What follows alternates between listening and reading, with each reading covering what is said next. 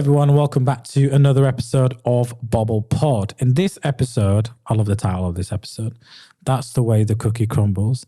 And yes, I have taken that from Bruce Almighty.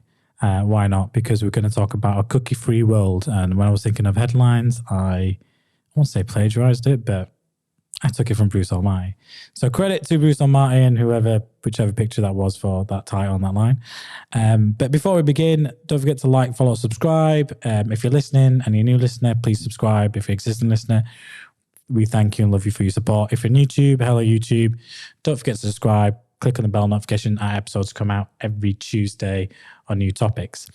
And we're going to be talking about cookies, which are not actual cookies that you eat, online cookies, because again, part of my digital marketing trends for 2023, the other top 3 one was a cookie-free world.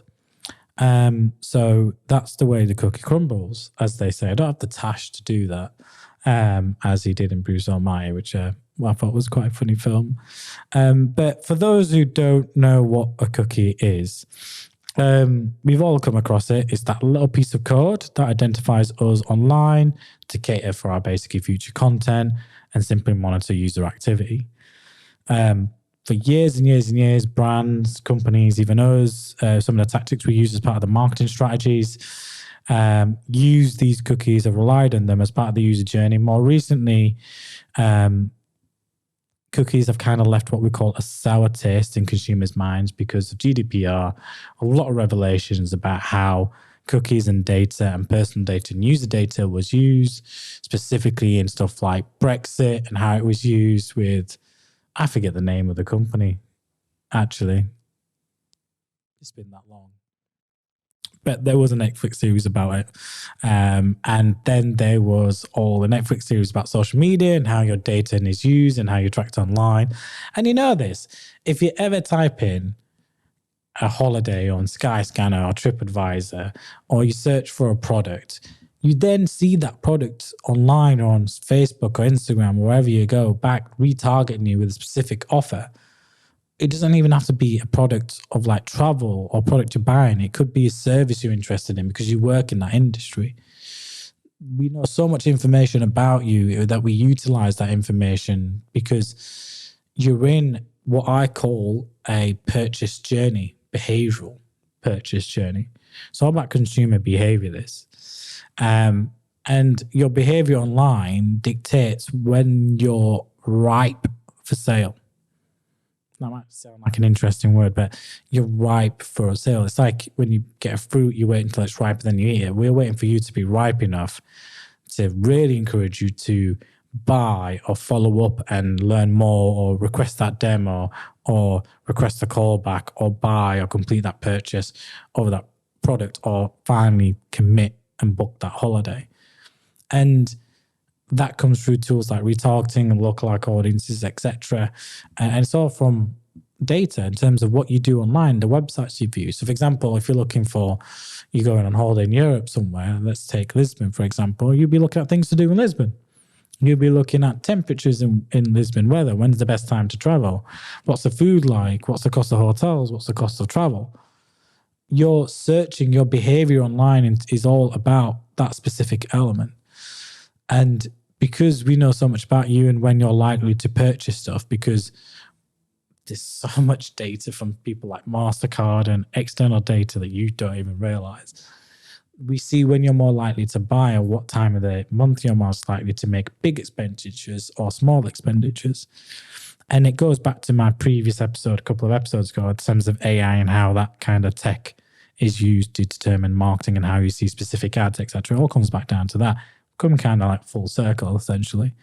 So it's really, really important because that's what it does. But Google announced, and this is why we're talking about this, is Google announced that they'll be phasing out third-party cookies from Chrome browsers by 2022. So it's really, really important because we're coming into what we call a cookie-free world. And what are these bigger companies going to do? Because retargeting can't be done on behavior anymore. It has to be done on geolocation or contextual targeting, which I'll get into a bit more detail. So Chrome, just to get back to the point, Chrome will still allow the collection of first-party cookies used for like web analytics and the likes. And it is important to understand that this is highly unlikely to dissipate any soon. However, third-party cookies, the ones that allow third parties to target adverts on external sites, will be prohibited, which is no wonder why countries are imposing serious clampdowns on third-party cookies.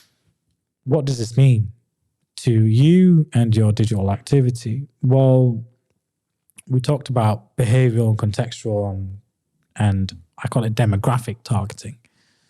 So there's three ways which you can run a campaign.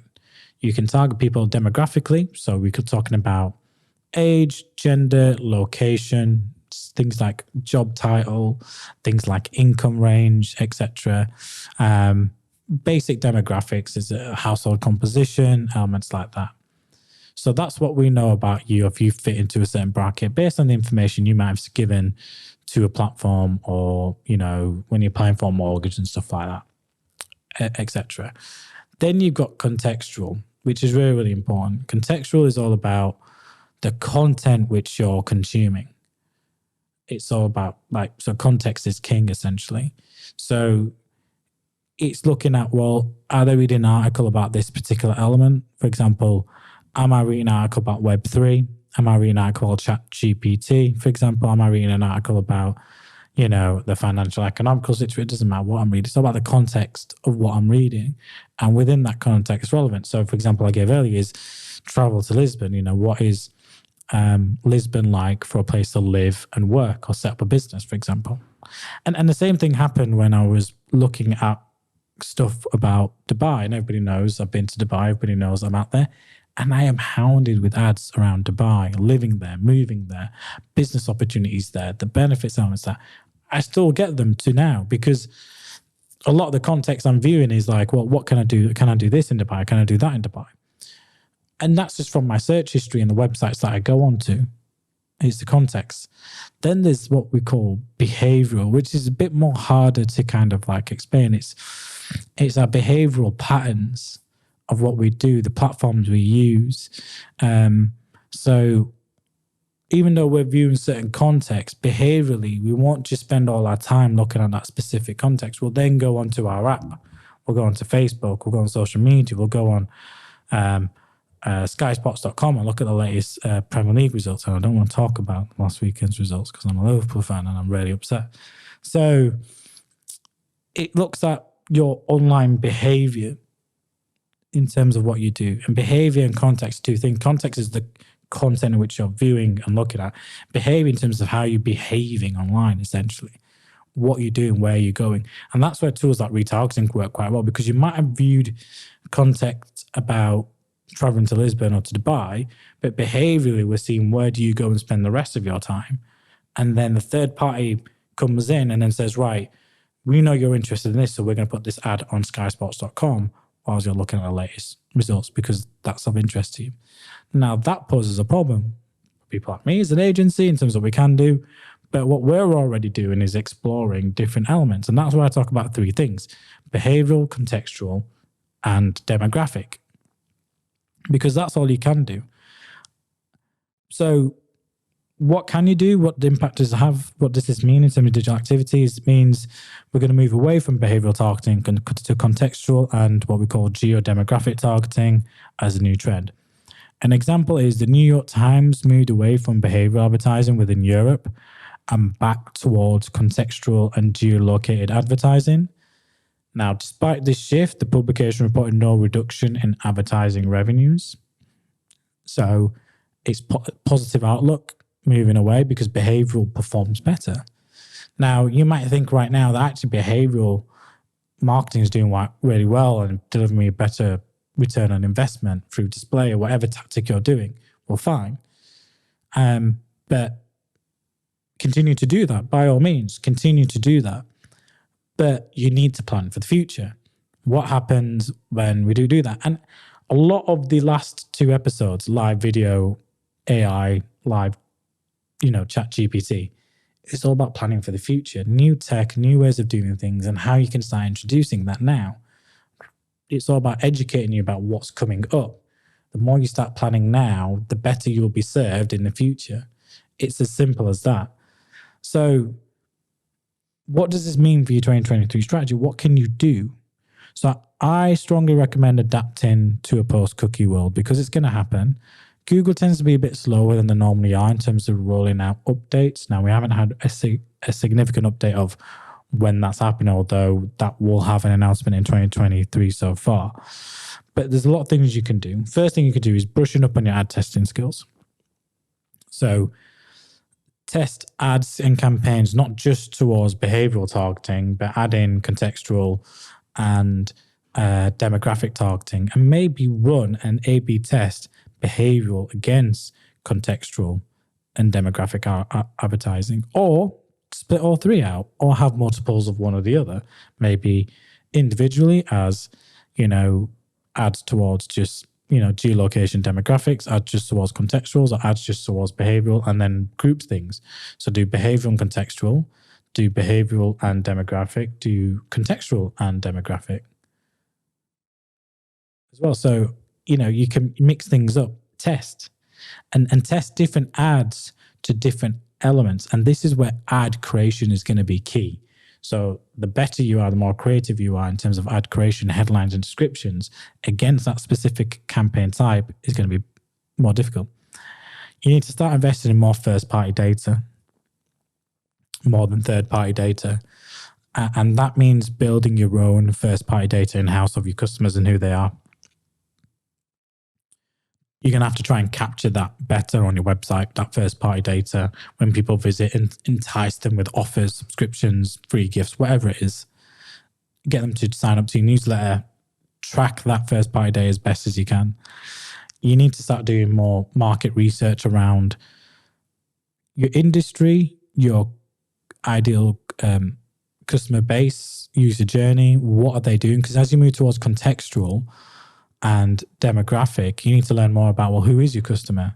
A lot of that's going to come from first-party data in terms of looking at your analytics, in terms of what the age, demographic, location, etc. Because this is the raw information you're going to have to take from GA and put into your actual campaign. But also, what is the trend and what kind of content they're viewing within that specific sphere?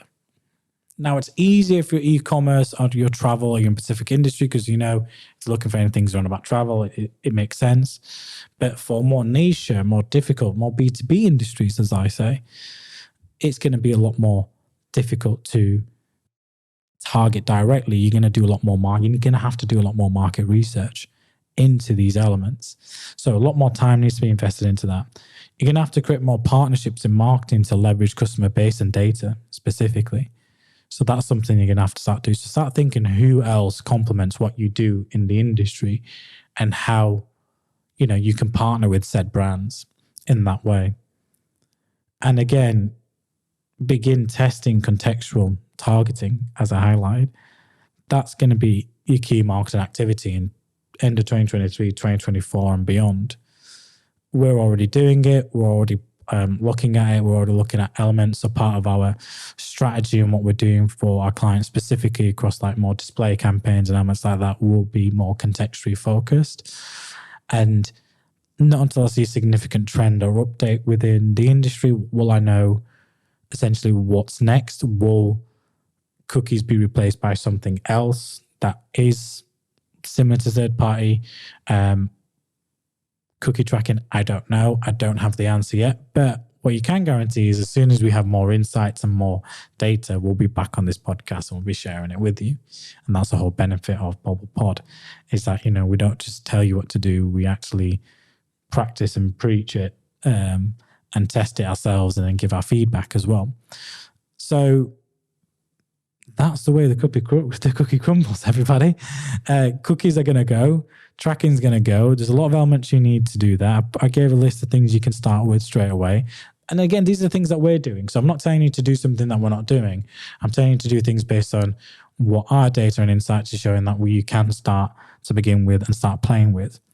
A bit of a short, simple podcast, not as long as some of our other ones, but our next two episodes involve two amazing guests from agency owners, Adam from Force 24 and Andy from Ascensa as well. So it'd be good to get other expert insights in terms of what's going on. So keep an eye out for that. Don't forget to like, follow, subscribe. Our episodes come out every Tuesday in the morning for you to listen to. You can listen to them on the commute to work. You can listen to, on your break, etc. The idea is that, you can listen to it, or you can watch it on YouTube in your own time. So don't forget to like and follow us on that. And as always, I'm Mr. Bobble. I don't really talk about maybe Mr. Bobble on the podcast much, but it kind of goes without saying. Don't forget to, connect with us on social media at Bobble Digital. Use the hashtag Mr. Bobble or Ask Bobble for any specific questions. Do send questions through. You can visit us on www.bobblepod.co.uk or www.bobbledigital.com. Reach out to myself on LinkedIn, connect, ask me any questions. If there's anything you want to see or update or hear in the coming weeks, we've got a lot of content planned. We can try and prioritize them based on what your needs are. Your feedback is always good. And thank you to the person who reached out that said they love my English accent. I'm guessing you were American, based on location of where your email came from. Thank you. I'm glad that my British voice is soothing and toning. I did not know that. I thought I had a typical Yorkshire accent, but that's what a Yorkshire accent sounds like. Thank you for everyone for listening, and we'll catch you on our next episode.